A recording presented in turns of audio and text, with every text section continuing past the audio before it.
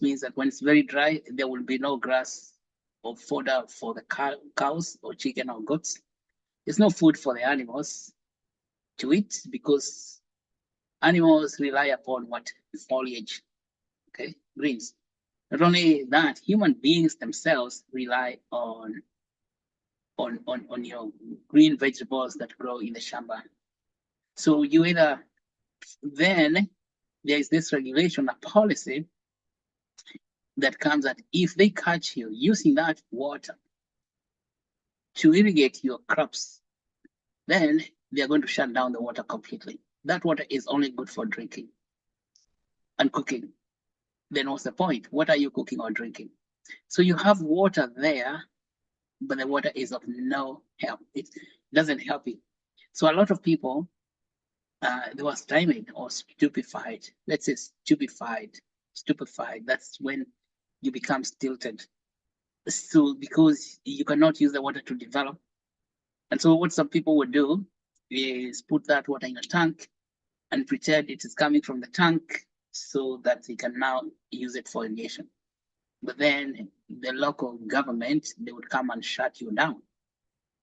Why does that happen? You see that problem of distributing water to the large number of people possible. So let's say all those people have got water. We can say that now we have about 2 million people having access to water. But then you come around and tell them you cannot use that water for the things they need the water for. Do you see how stupid that is? So that is not it is not an artifact. It's not an artifact. It's something that is inbuilt in the financing model. The financing model is the way they measure their impact. The impact is economic model, which is used on something called cost benefit analysis. Benefit counts the number of people who have been given access to water. Okay.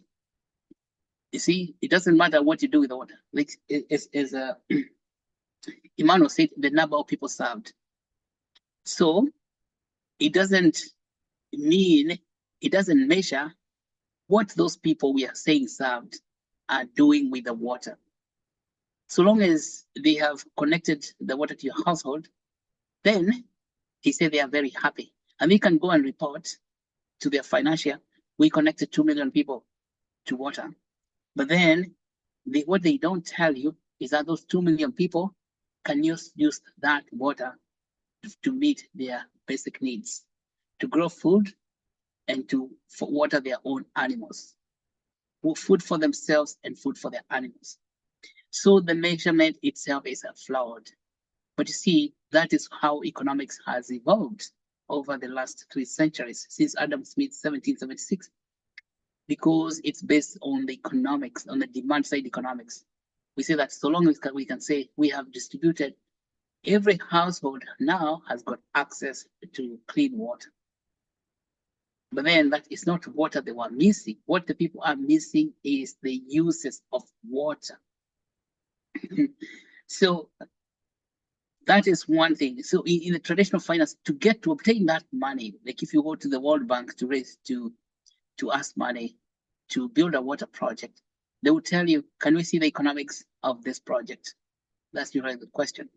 The economics they want to see is how many people are you going to connect to the water. They don't really care what people are going to do with the water to improve their own lives or to improve the quality of life. They don't care. They don't measure that.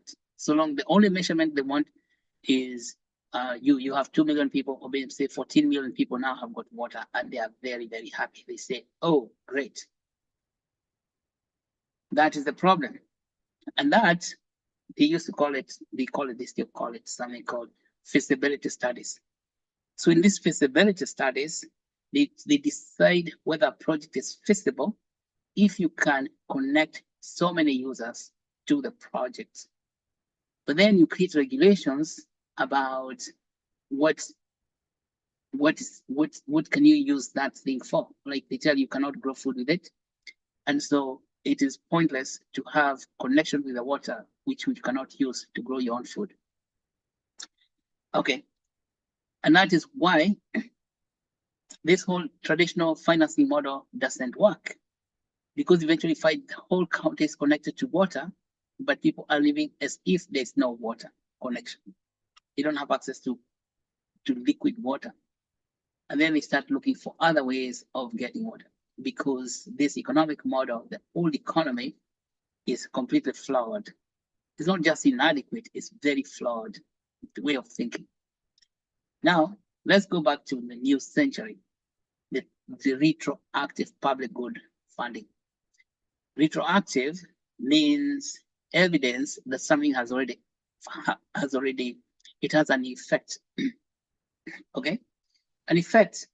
Now, because we know, I just want to unpack this thing about what is effect, because there are three things you want to measure about the outcomes of a project.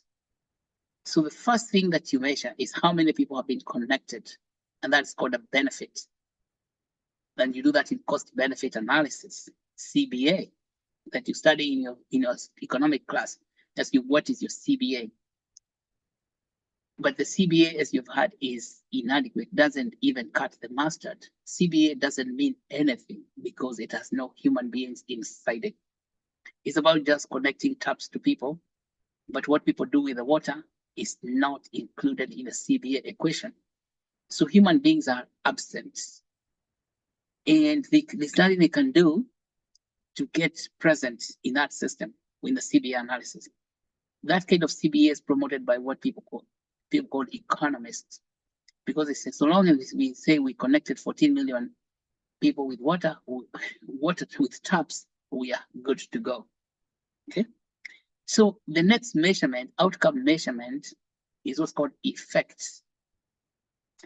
Effects is measured by the quality of life due to access to water.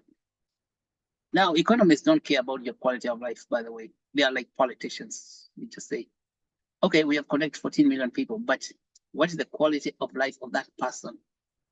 They can actually, theorize that, because those people have been connected to water, their quality of life is going to increase. But when it comes to measuring the quality of life, if you connect somebody to water and then tell that person you cannot use that water to grow vegetables, you can believe it that the quality of life of that person is not going to improve. It's just it's even going to decline, go to the negative side. Because you need vegetables to get your vitamins. You need to have meat. You need to have enough water for your cows. You need to have water to grow napier grass for your cows, or even for your chicken. You need to grow fodder. You need water to grow things. But then them connecting you to water and then tell you cannot use that water to grow things, it's a big adventure in missing the point. That is besides the point. So the effect, meaning the quality of life cannot improve if you connect somebody to water and then you tell them they cannot use that water to improve their own life. Okay, so that is, and so effects, it can only be measured by the improvement in quality of life. The quality of life means are people having good nutrition? Do people have access to food because of that water? Are people able to get balanced diets? So it's not just connecting water. You have to come with educating people how to use that water to grow good food. And when you educate people, they grow good food, then you can see the families are healthier, the babies are bouncy, and they are very beautiful babies, have good immunity, they don't get killed by bacteria, viruses, fungi. Babies are protected from disease. Even women, they have enough food to eat so they can carry pregnancy to term. So when the quality of life means the reduction in the death of women that occurs due to pregnancy, which is known as maternal mortality, the reduction of death of newborn babies, the reduction of death of babies in childhood, the reduction of incidence of infectious diseases. So you can say the quality of life is increasing. or the reduction in diseases, secondary diseases that come due to the struggle of life when people are looking for water and food. And so it improves their life expectancy. So the quality of life increases the quality adjusted life years. That means how many years are people living in a community without disease or disabilities? Okay, because if people don't have enough food, their body gets weakens, the immune system weakens, and they get involved in all kinds of mischief to try and get food. And that has very huge impact in the quality adjusted life years. That years of life that are without disease or disability. Now, if you look at many communities which is denied to use water for growing their own crops, you find that the quality adjusted life years diminishes inexorably. Even diseases that you could imagine they don't have relationship to water begin showing up. Diseases like diabetes, high blood pressure, even cancer. Why do people get those type of diseases when they don't have sufficient food? There is the diabetes of malnutrition. There is hypertension of stress, looking for water. And there is a lot of malignancies that happen due to overload with viruses and bacteria. See that? Because the immune system is not able to overcome all these diseases. And so the life expectancy in such places is nearly 48 years. If you do very well, 52 years old. So somebody who is 60-year old is extremely elderly, very old. So you can see the quality adjusted life years. That is years of life lost due to disease is very, very high. Years of life lost due to disease and disabilities is very high, and of course death. So that is known as effectiveness. Now the traditional funding model for water, as I explained to you, is not conscious of that, doesn't know that, doesn't recognize that. Why? Because economists are not aware of it. They don't understand that water is not just the number of people connected to water. It's the quality adjusted life years due to connecting people to water. That means reduction in the incidence of disease, disability, and death in the community, whether it's from little children, mothers, parents, adults, teenagers, throughout. So in retroactive public funding model, then we are now going to be able to introduce the measurements of the quality of life. That means measurements of effectiveness of clean water in a community. Okay, that's the second thing, measurements. So now we go to the third thing, measurements. The third measurement that we have to include in the retroactive public funding model is something called impact. I hear people throwing the word impact here and there as if impact is something that you happen upon. Impact, you cannot have impact by saying, I have connected 14 million people to water. That is not impact. That is, as I told you, that's a measurement of the benefit. You see, these people are benefiting to the connection. But I think the benefit is overstatement. If you are saying you have connected 14 million people, so those people have benefited to the connection to the water.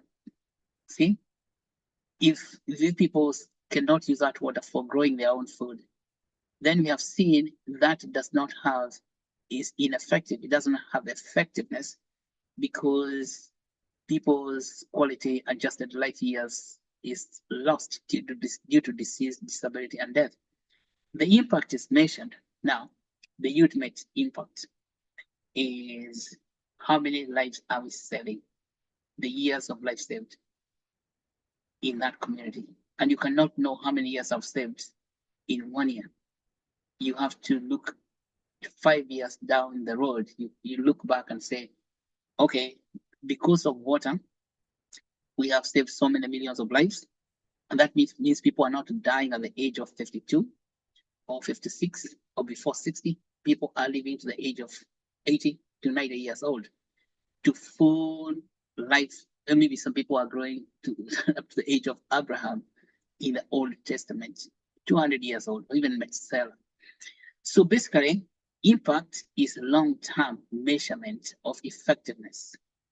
If a project has no effectiveness, then it has zero impact. You can't make it up. You can't say that connecting 14 million people is highly impactful. That is what is known as intellectual nonsense. Yeah, and we see a lot of that. A lot of that intellectual nonsense. People call it intellectualized kabuki. Who knows what's a kabuki? Look up the term kabuki, the word kabuki. K-A-B-U-K-I. It's a show. It's a drama show. So when you hear people reporting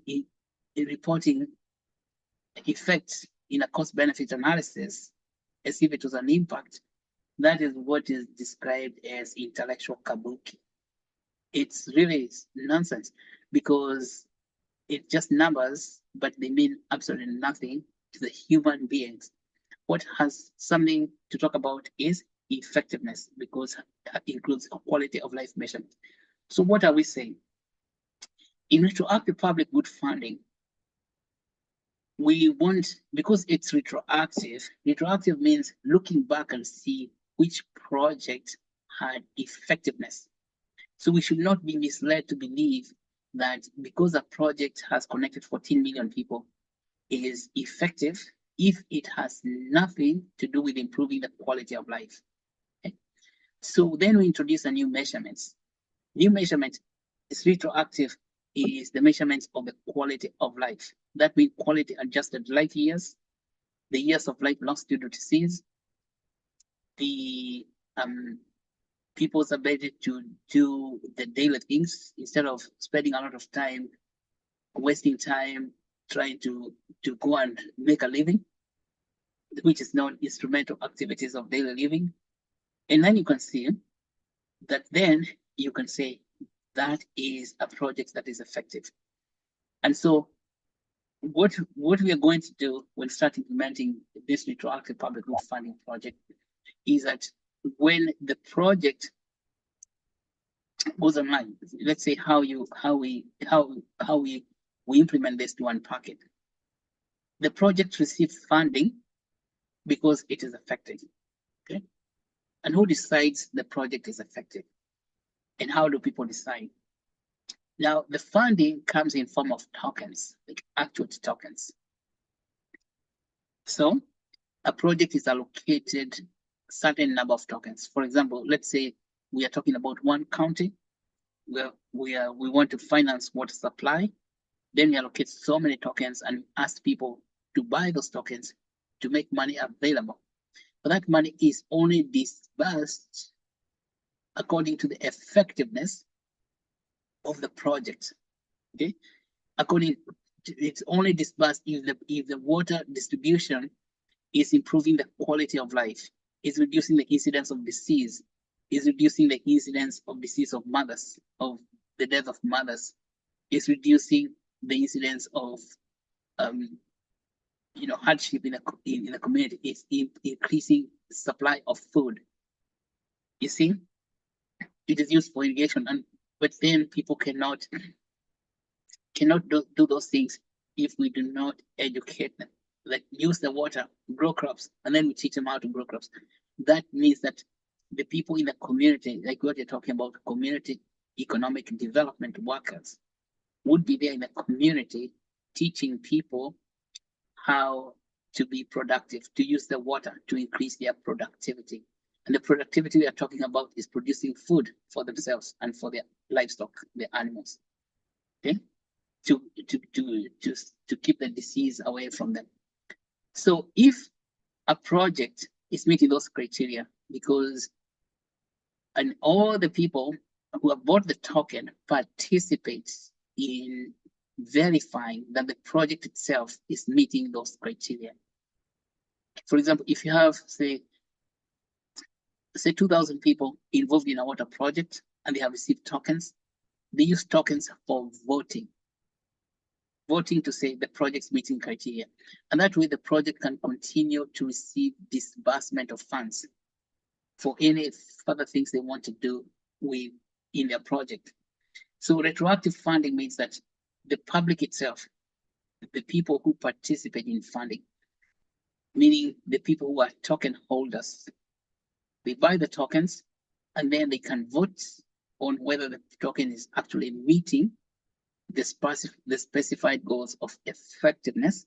So the project would have effectiveness goals and then also impact goals. So impact can only be measured after 5 years. Then after 5 years down the road, you say, wow, this project has been so good.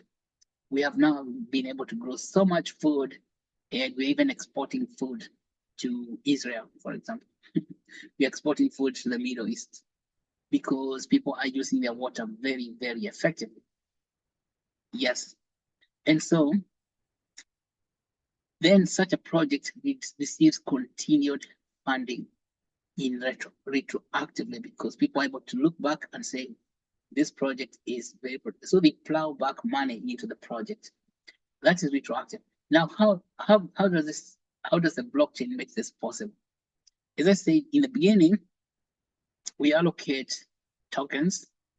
For example, if the project requires to raise about $10 million, we allocate 10 million tokens to the project. And then we ask people to buy those tokens. So the money goes into a certain wallet for that project. Yes, so because they're going to buy those tokens. Then we also ask people, just in like in quadratic funding, who are deep pocket people with deep pockets to contribute what do you call it? Matching funds tokens. And you see that matching funds comes in, and then the project starts going underway. But then the money is distributed when people vote.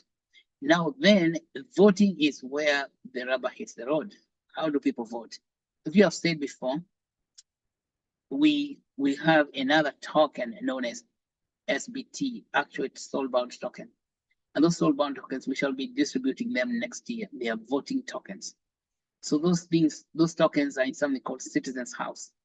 So citizens are the people who have bought the tokens for the funding, to contribute funding. And the one soulbound token is equivalent to one vote. So it's one person, one vote. And then it means that people who are holding that voting token can vote to say yes or no, this project fits the criteria for effectiveness, that this project is helping people improve the quality of life and things like that. So that's why retroactive public food funding is super modern. Unlike the traditional funding, as we said, was very inadequate. Nobody asked the local people to participate in the decision making. Those decisions are made somewhere very far away, and then they come and they build pipes, but then they tell you cannot use this water to grow your own food. Yeah, what is that?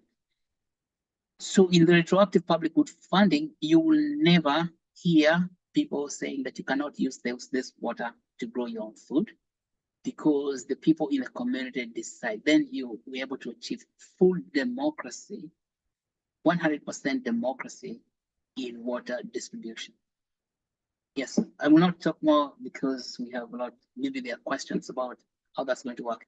But I think we are talking about these things early enough so that you are aware of what is coming, what's going to make water available. And you see, is the issue about water is not water is inadequate, is that we are not using our imagination enough to make use of the water that's already available. And then we create so many bureaucracies that stultify or they forestall the ability to use their water. It's quite shameful. I'm telling you, you go to Laikipia and find everybody has got a tap at home, but then you say, why aren't you using it for growing crops? You say, hey, you cannot touch that water. And then, because then local people, when they're told they cannot touch that water, they come up with other explanations that are totally crazy. They say that that water is poisoning, it can make you sick, it destroys the soil, a lot of things. Maybe it's true, I don't know. a lot of people even refuse to drink that water because they say, if we cannot use it for our crops, we cannot drink it because it's not fresh, it is poisonous. So because people are not involved, they're not included in the decisions to create the water system itself. Yeah, we have had very crazy stories that, hey, you guys drink this water? You sure you drink it? That water has got an evil spirit. Can you believe it? That water itself having an evil spirit. Yeah. So anything that happens in the community, you say that it is that water that is supplied to you by these people from out there. So people start having spiritual explanations of why they cannot drink that water. And so they have a tap that is outside, but then they don't even use it. They don't use that water. Even some even avoid to give it to their own cows because they are afraid that the cow is going to die when it drinks that water. So that kind of excluding the local people opens a door to include a lot of useless conversations in the community that are very destructive. Yeah. So anyway, thank you, Barbara, for introducing this. Let's go back. And we want to emphasize the power of the blockchain because, and then of course, by the time we come to the summit in December, we want to make sure as many people here have understood what retroactive public good funding means. And you see, public good means that the water is producing a good for all of us together. Okay, so back to you, Barbara.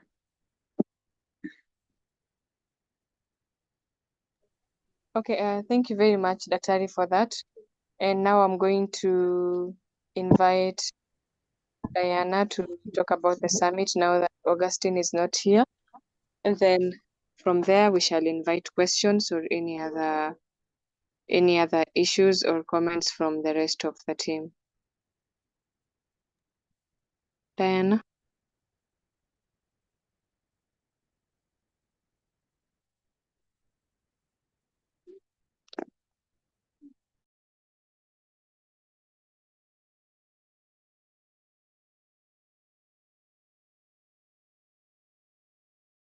Damien, do you have anything?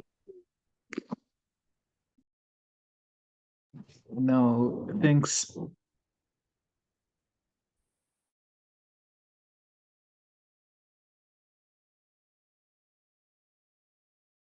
Diana?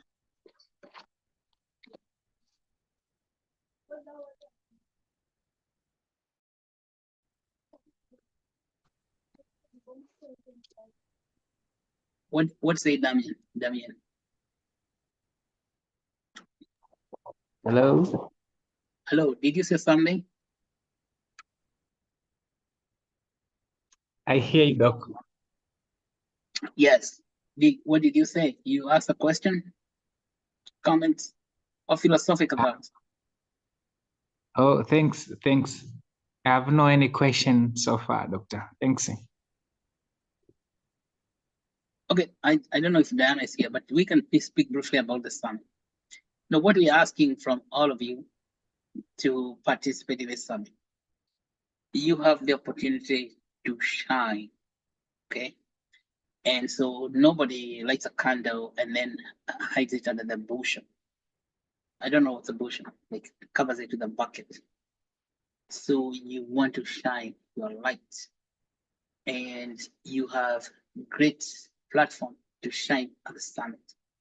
So for you, the opportunity here is to create a poster presentation about what we are talking. There are so many topics here that are exceedingly exciting, revolutionary, and you want to make a poster. In order to make that poster, you will have to study deeply, understand it. Now, retroactive public good funding is a profound, is a deep, let's say deep science, let's say high science. But then when you break it down, it's something that will make a lot of sense to you. Because there is not anyone here who does not need to understand water. for your own household, because water is life. Water is used water for growing food. And this story about scarcity of water is not real. The reality is that there is adequate water for all of us. Okay. There's no reality of absence of water. Water is here for all of us. What is absent is what you do with the water itself. And then it looks like there's something that is between water and what you do with it. That's something that sits between water and what you do with it. It's called funding. Because we have been misled to believe that funding for public good projects like water is the job of somebody else, called serikali, somebody out there. That's also is not true. The job of funding your supply of water is yours as a person. But because water requires many people working together, then we have a technology that helps us to work together, which is the blockchain tokens, like Actuate token. See, so we say Actuate itself is a stickiness factor. For those people who have not read that thing about stickiness factor, it's in a book known as Healthcare on Blockchain, which is on our website. This is the Actuate textbook. You want to buy it so you can be reading it in your own time. Let's call it your own bedtime stories. So the stickiness factor that is going to help us mobilize a lot of money by sticking together. So that idea of funding not being present disappears because funding is not what is missing. What is missing is a technology for gathering people together. Because when people are together, then funding problem disappears. Because people are the source of funds. All you have to do is figure out how to put it together. Now, in order for people to agree to put funds together, you have to give them compelling arguments for you. What is compelling is now what you are going to create a poster. Think hard about what you can tell people on a poster, and then you come and present that poster at the summit. And as I have explained to you, a poster has got 4 sections that you want to address. First of all, when you're writing a poster, in the introduction, you're introducing the idea that you want to present on the poster. Here we're talking about making water available using retroactive public good funding. Okay, making water accessible. And so you have 2 concepts, we call them 2 phenomena that you want to put together. The first phenomena is water accessibility. The second phenomena is retroactive public good funding. And then your poster is going to be about water and retroactive public good funding. Why is this so desirable? Because it throws away that inadequate water financing model. Then that is the first part of your poster.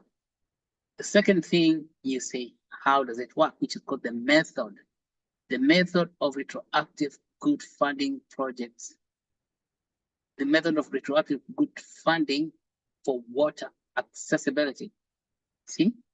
And when you're talking water itself, the word accessible here, we're meaning water good serving people, but not serving the largest number of people, but in producing quality of life, as we have said, to improve the quality adjusted life years, to reduce the number of years of life lost due to disease.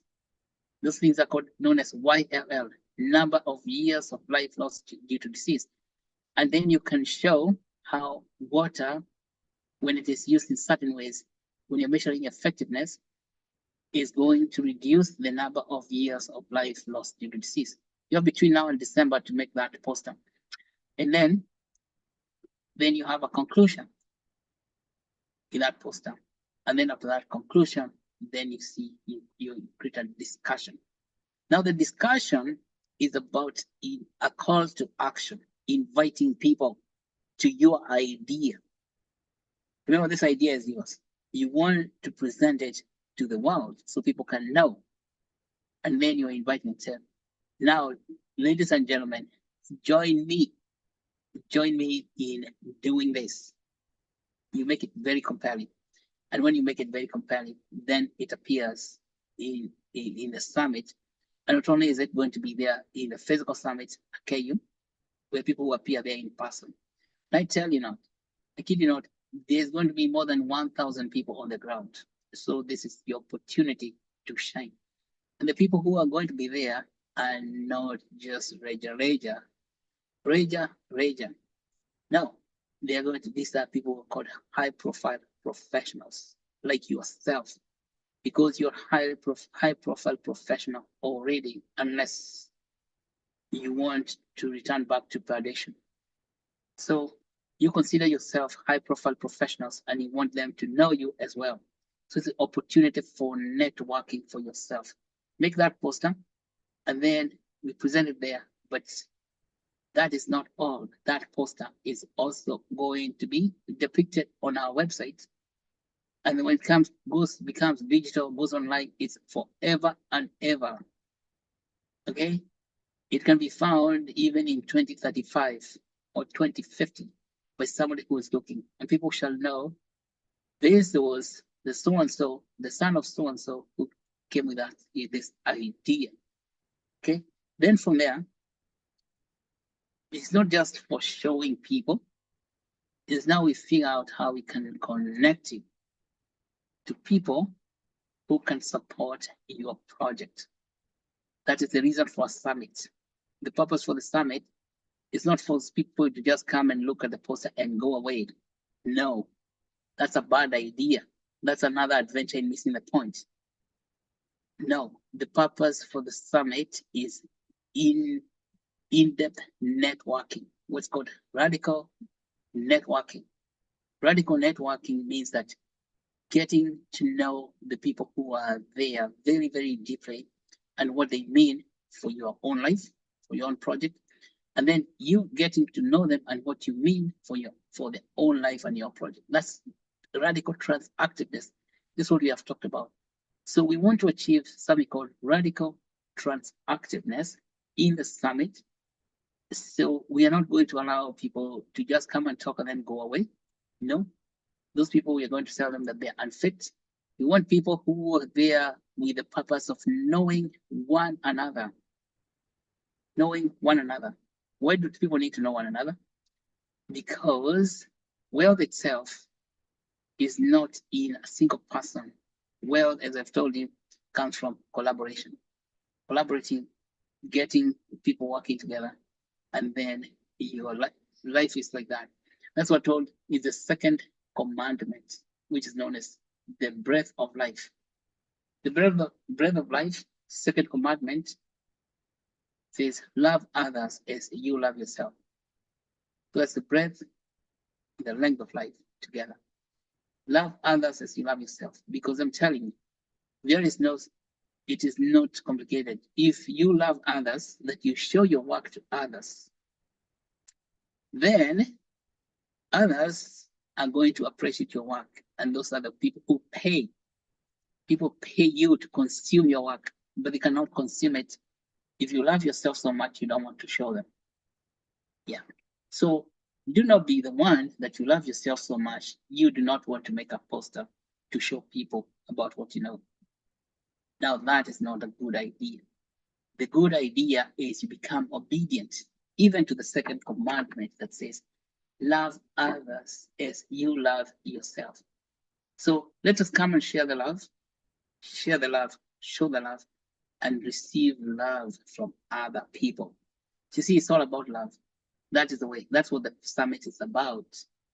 A summit is an opportunity for you to share your love with other people so that you also will receive love from them. Because blessed are the merciful, for they receive mercy. You cannot receive mercy if you're not merciful, by the way. Yeah, so you know that from Matthew himself. Blessed are the merciful, for they shall obtain mercy. So the work of creating a poster to show people is the work of your mercifulness. And you're doing that so that you can also obtain mercy. If you don't want to do that, you know that you're missing a whole thing, and that's not a good thing for you. All right. So that's what I would say about the summit. Right now, for those people who do not know, we have made significant progress in the summit. You already know that we have more than 100 people who want to come and speak. These are high profile professionals. And in addition, we have so many workshops. Several companies have agreed to come and sponsor the workshops. Including today, I received very good news that Naivas is very excited to run the workshop. We will tell you why Naivas would love to run the workshop with all women. And then Naivas is a supermarket for those people who do not know, a supermarket chain in Kenya. And then of course, there's so many other companies. You have workshops for the entire human body. So you have workshop on mental health, workshop on cardiovascular diseases, workshop on diabetes. So there's gonna be enough for you to partake. Even workshop on water. So the workshop on water now is gonna be also a very big deal. And we want to have companies that do sell all the water products to come and run the workshop and show people. And that's when we are going to have retroactive public good funding for making those water products and services available. So I'm going to stop talking because maybe there are questions, concerns. Yeah, I knew about your time. So maybe this question on workshop on water.